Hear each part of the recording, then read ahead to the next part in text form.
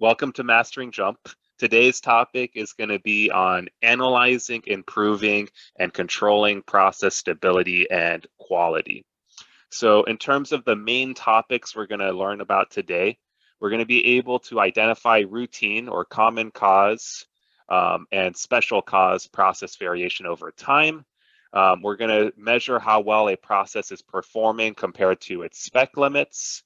We're going to explore stability and capability metrics for a large number of processes all in one go across time, and then easily compare stability data pre and post a process change. So I'm going to open a JMP table here. It's a semiconductor manufacturing table where we're going to have lots of wafers or batches of wafers, about 24, 25 wafers in each lot. We're going to have this column here, which is going to let us know which wafer we're a part of and which lot. And each wafer is going to have 5 different measurement sites. And we're measuring about 117 different processes here for all the wafers across all those 5 sites. So anyone in the quality, manufacturing, or process world knows how important it is to monitor process variation over time. And any process is going to have some sort of natural variation, common cause variation that can be explained statistically and that is expected. The thing that we're most interested in detecting is signs that might be associated with special cause variation. Non-random patterns in our data over time that might explain a shift in our process or something that's potentially going wrong. To do that, you need the typical tool is a control chart. Luckily for us, JMP has world-class control chart building capabilities. So I'm going to show a sneak peek of what the control chart builder platform looks like, and then we'll go into how to obtain this. So right here, I have an X bar and R chart for one of my processes, the NPN1 process. So at the top here, this top chart right here, what we're looking at is we're looking at within the subgroup, each point is the average. So, across each wafer, we're taking 5 measurements. We're taking, for NPN1, we're taking the average of each of, within the subgroup and plotting that as a point. And then we're going to do that for each wafer across each lot. On the bottom chart here, we're plotting, it's the R chart. We're plotting the range within the subgroup for each wafer within each lot.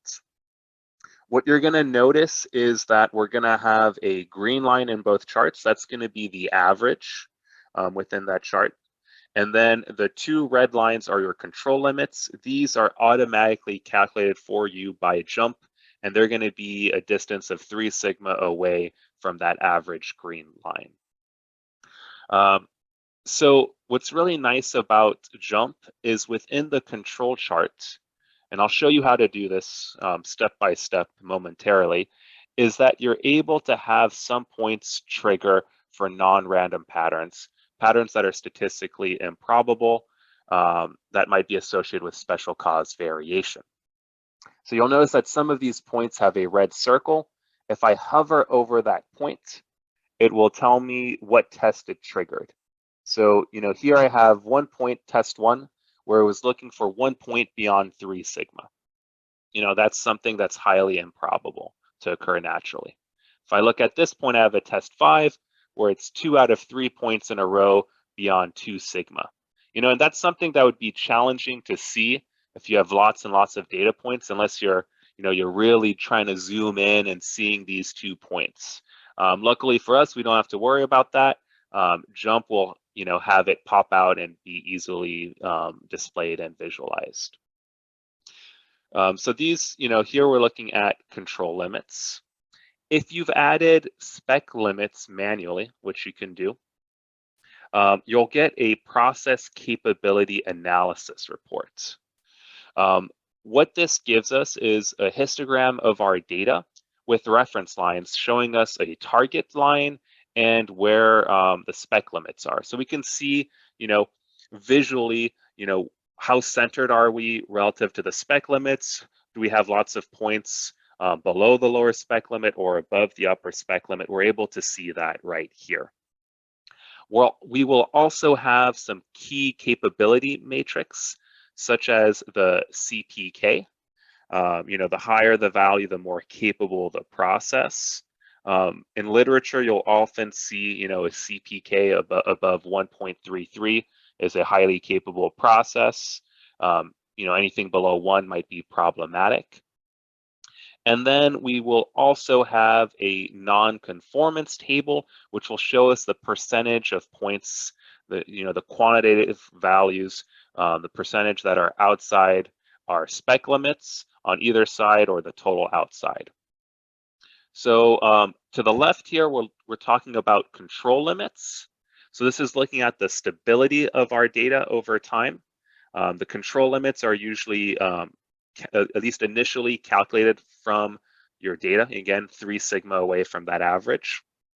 While spec limits here are looking at the capability of your process.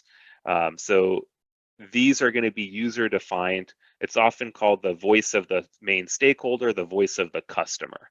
And you need to move on to the next step in your process or to ship your product out, you want your process to meet these spec limits. So let's talk about how we even get to here. So I'm going to exit out, start from scratch. I'm going to go to the Analyze menu, and I'm going to go to Quality and Process. Now I'm going to go to this Control Chart Builder platform.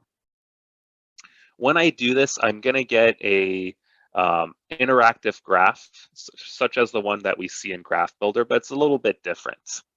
And to the left of it, I'm going to have all my variable names, which contain all the rows of data associated with it. All I need to do is drag a specific variable name and drag and drop it into a role. So for example, I can select this PNP1 or NPN1, any process I want. And when I do that, you'll see that by default, it's doing an INMR chart, an individual and moving range chart. So on the top here, we're plotting every point by row order. And then on the bottom here, we are doing the range between consecutive points. And we're still going to have the green lines for the average and the 2 red lines for the control limits.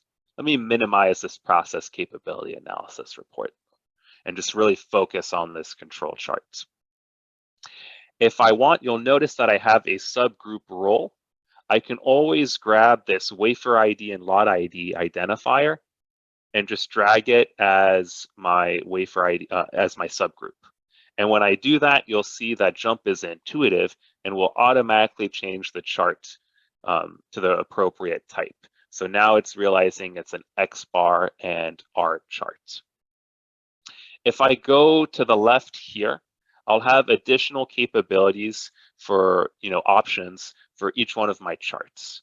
For example, if you had a very big subgroup size, instead of range, you might want the standard deviation. And if I did that, again, JMP would automatically change it to an S chart instead of an R chart.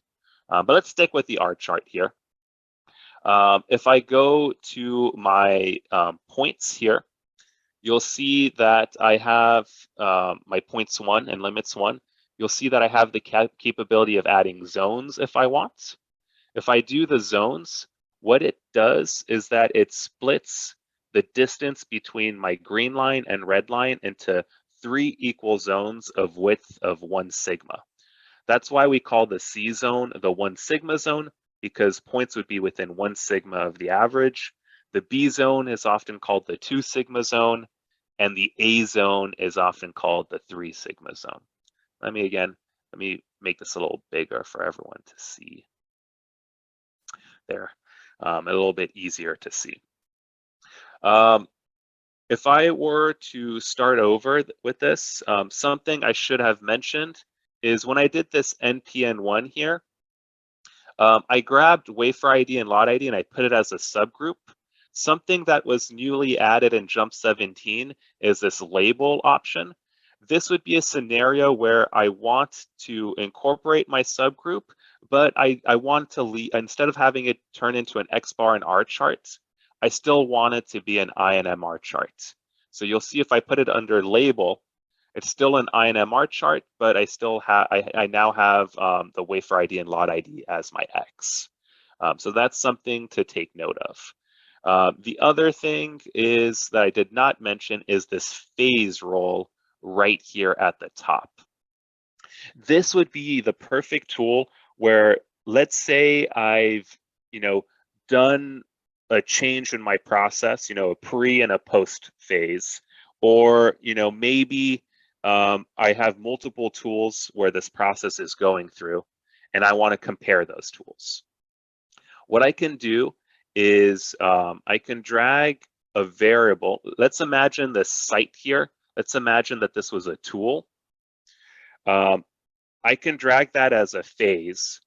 And what you'll see is within one control chart, I'll have separate average lines and separate control limits. So it's a great way, side by side to compare this process across, different changes.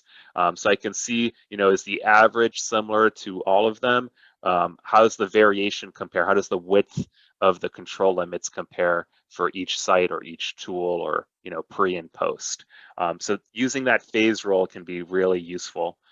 Instead of having to create a million control charts, you can see everything here. So let's undo that. Let's get rid of that phase, and let's just look at this X bar and R charts. Earlier, you noticed that I had some points that were flagged. We were looking at signs of non-random patterns that could be associated to special cause variation. The way to obtain those, all you need to do is right-click your graph. And when you right-click your graph, you can go to warnings. And if you go to tests, you'll find some tests that are commonly found throughout all types of SPC literature. If I hover over a test, it will tell me what it's looking for. For example, test 3 here, it's telling me 6 points in a row, steadily increasing or decreasing. A common sign of a process shift. I can handpick which test I want. And, depending on your process or your field, there might only be 2 or 3 of these that you might want to look for. Today, I'm just going to do all the tests just to show you, how it would work. And when I do that, you'll see now I have that test 1 and that test 5 triggered. If I want to apply this to different control charts, what I can do is I can select, a handful of them here, and then just click on New Y Chart, and it would extend that formatting to all those different control charts. So you'll see this PNP1 has a few test 3s triggered. This PNP2 has a 6 and a 5. So I'm able to do that. And this is a nice feature if I'm only wanting to look at a handful of control charts. But if I'm doing this for many, this is going to become very cumbersome because I'm not going to want to have to go through this soul-crushing task of scrolling up and down through all my processes and squinting my eyes to see which process I'm dealing with. This isn't really feasible if you're dealing with 100 processes. And most importantly, you might miss some key trends or some key findings in your data on the stability or capability. So don't worry, JMP actually has a better solution to that. It's called process screening. It's going to be an organized way where you're going to have summary information on your stability and your capability data for all your processes in a tabular format. And the best part is it acts as a sort of Rolodex, and you'll be capable of doing deep dives into any of these specific processes. The other thing you're probably noticing right now, NPN1 here had the process capability analysis. None of the other ones did. The reason behind that is that in this table, that's the only column where I added a spec limit. None of these other ones I have added a spec limit to. So NPN1, you'll see that I do have a spec limit. So my next two steps right now are going to be telling you, one, how to add spec limits to your table as metadata, and then two, going over that process screening platform. So if you're only dealing with a handful of processes, what I recommend doing is just, right-clicking your column of interest, going to column properties, and just selecting spec limits. You can then add a lower spec limit, a target, and an upper spec limit. It can be one-sided spec limit. That's not a problem. It doesn't need to be two-sided. But you can fill anything up here. And when you do that, you'll click OK. And when you click OK, a little asterisk will appear next to the name. So that's, if you're only dealing with 2-3 processes, that's not a big deal. I have 117 processes here. I'm not going to waste my time right-clicking each one of these and going to column properties and manually typing in all those spec limits. That just seems painful. A better option would be to go to the Analyze menu, Quality and Process, Manage Limits platform. When I do that, I can select all my processes of interest and just drag and drop them as process variables. If I click OK, a new window appears. It'll show me all my existing spec limits. In this case, there's only the NPN1. This allows me, if I want to bypass all the right-clicking and moving my cursor around. If I wanted to, if this is the first time I'm adding spec limits, I can manually add them here. But if I already have the spec limits, either a database, Excel, or JMP, I could import it into JMP under this format. If I have a table like this where essentially I have my process names, I have a column for lower spec limit, I have a column for target, and a column for upper spec limits. What I can do here is I can load the limits from a separate table. And the only requirement is that the formats, the names here, need to match the names here. The order of this doesn't really matter. This NPN1 doesn't need to be in row 1. It can be in row 15. The only thing that matters is that these column names need to be spelled the same way as these column names. So, same, if it's uppercase, lowercase, there's a space or no space, it needs to be identical. And as long as it's identical, JMP will do the matching for you and you don't have to worry.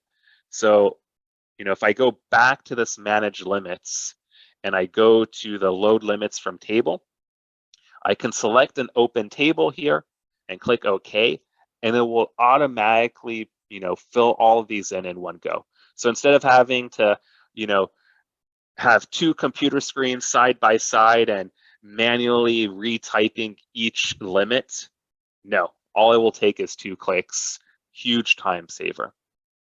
And then you have several options. You can choose to save this as a JMP table if it's the first time you're creating it, and it'll create a JMP table for you. Or you can save it as column properties, where it will save it to your data table as metadata. Let me exit out of that.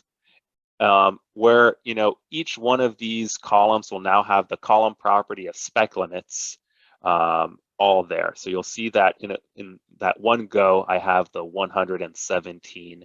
I have 117 different spec limits that were added.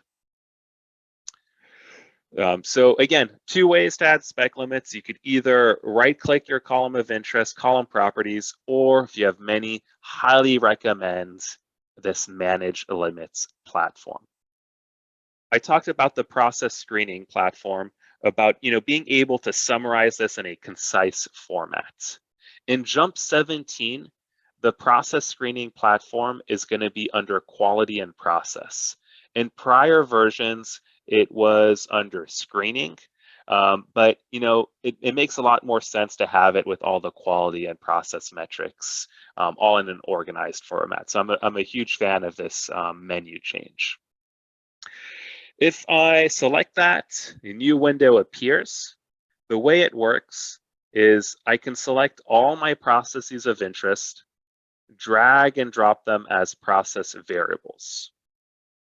I have the capability of adding a subgroup or more than one subgroup. In prior versions, you could only add one subgroup. Now you have the capability of adding multiple, and you have the option of sorting your data by the subgroup. In this case, I'm keeping it simple. I just have one subgroup with a wafer ID and lot ID. If I did not have a subgroup and I wanted a control chart that was an individual and moving range, I can always add a subgroup sample size here. If I want a subgroup to be every 5 points, 10 points, I can do that.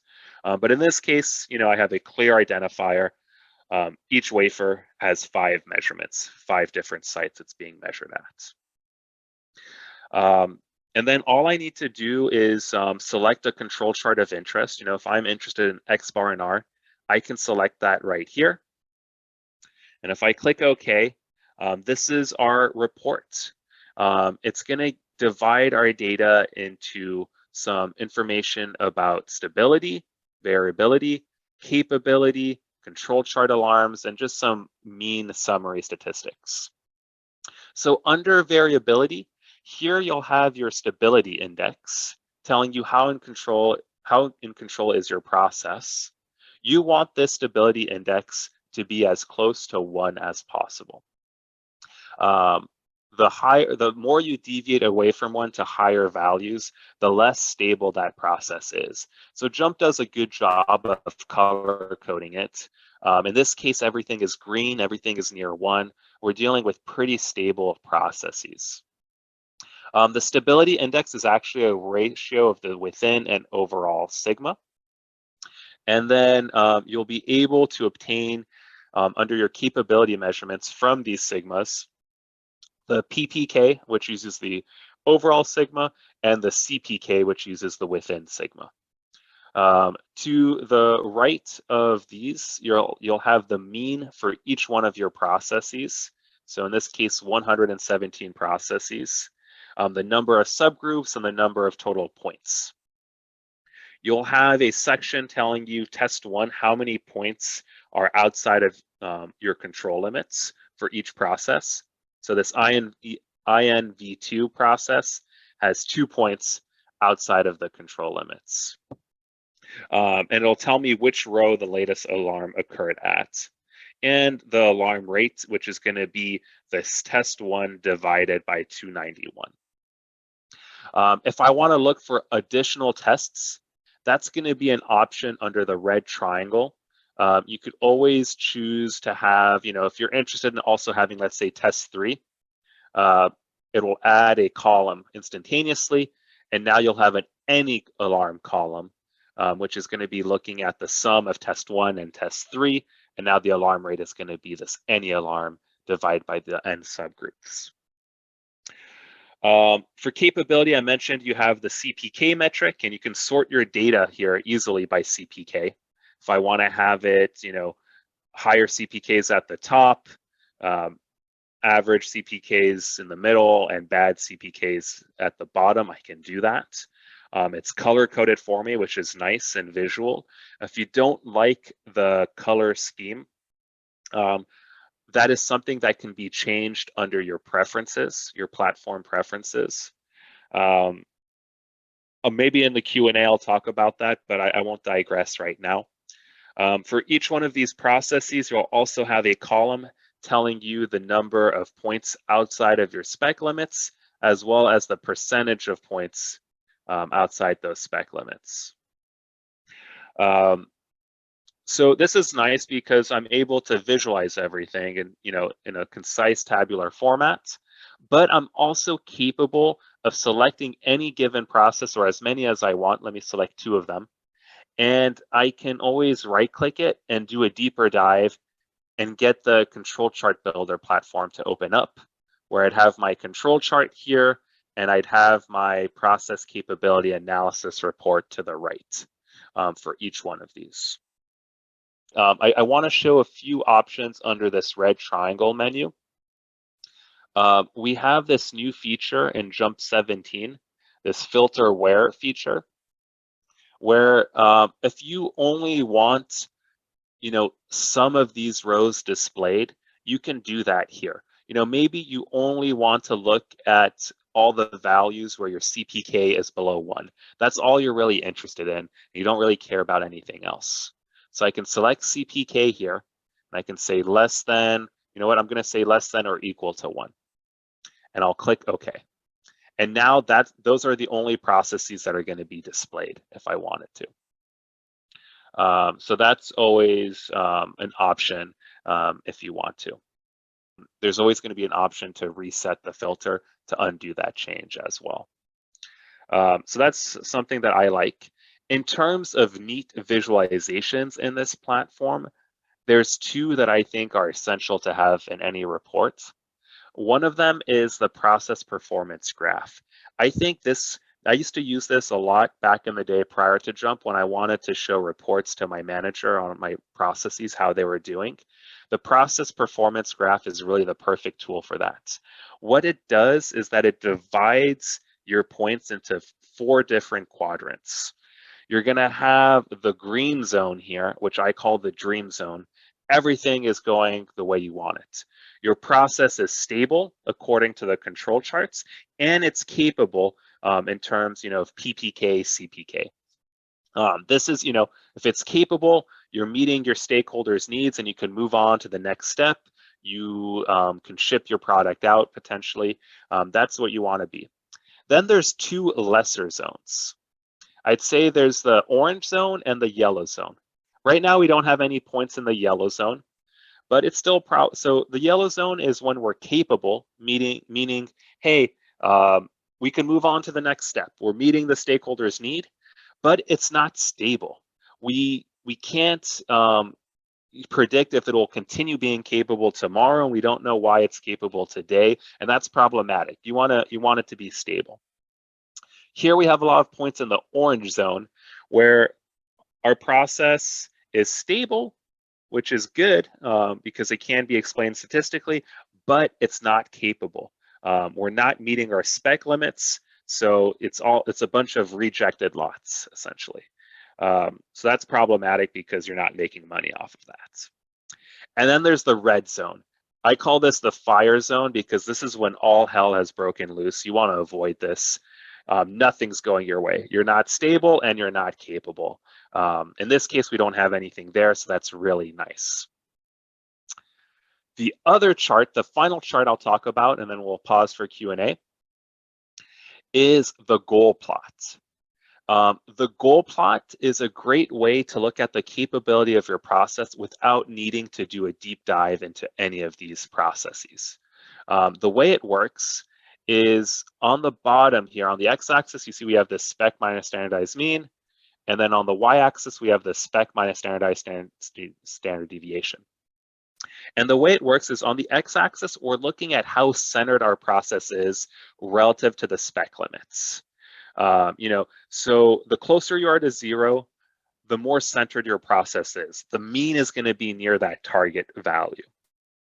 The further away you are on the negative direction, the more geared you are towards the lower spec limit or even past it. The more you are to the right here, to the positive values, the more you're geared towards the upper spec limit or even past it.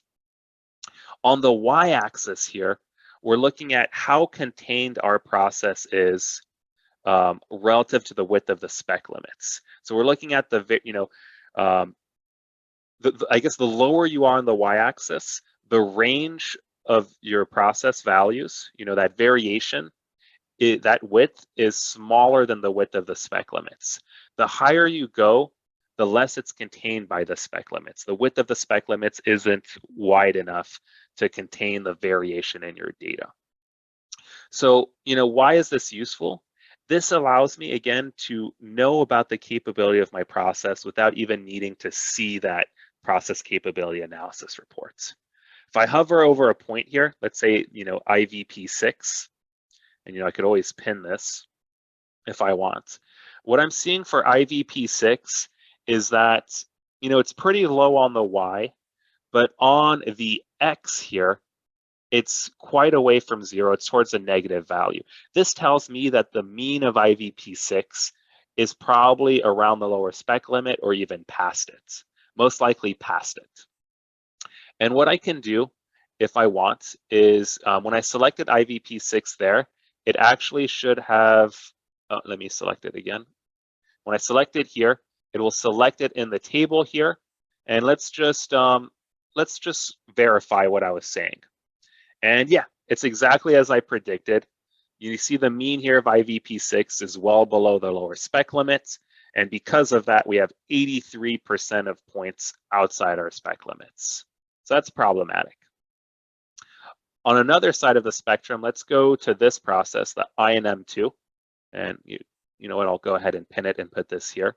For INM2 here, I'm seeing that on the x-axis, I'm pretty much right at 0. This is telling me that the mean of INM2 is around the center of the spec limits. However, on the Y, we're way up there. Which is telling me that the variation of INM2 is much wider than the spec limits. And something to note here is we have this triangle. All the points within this triangle have a PPK of 1.33 or greater. Everything outside is a lower PPK. And I could always move this toggle around to see how everything is. So you see that this point has an extremely low PPK, below 0.2. So let me go ahead and select it and just confirm what I'm guessing, where it's going to be centered, but there's going to be lots of points above the upper spec limit, lots of points below the lower spec limit. So I'll go ahead and get a control chart for that. And yep, exactly as I said, the mean looks like it's spot on, but we have about 41% points below the lower spec limit, about 40% above the upper spec limit, for a total of 80% outside. And I was able to treat the process screening platform as a Rolodex and do this deeper dive, but I didn't need to because I have all the summary information I need in the school plots.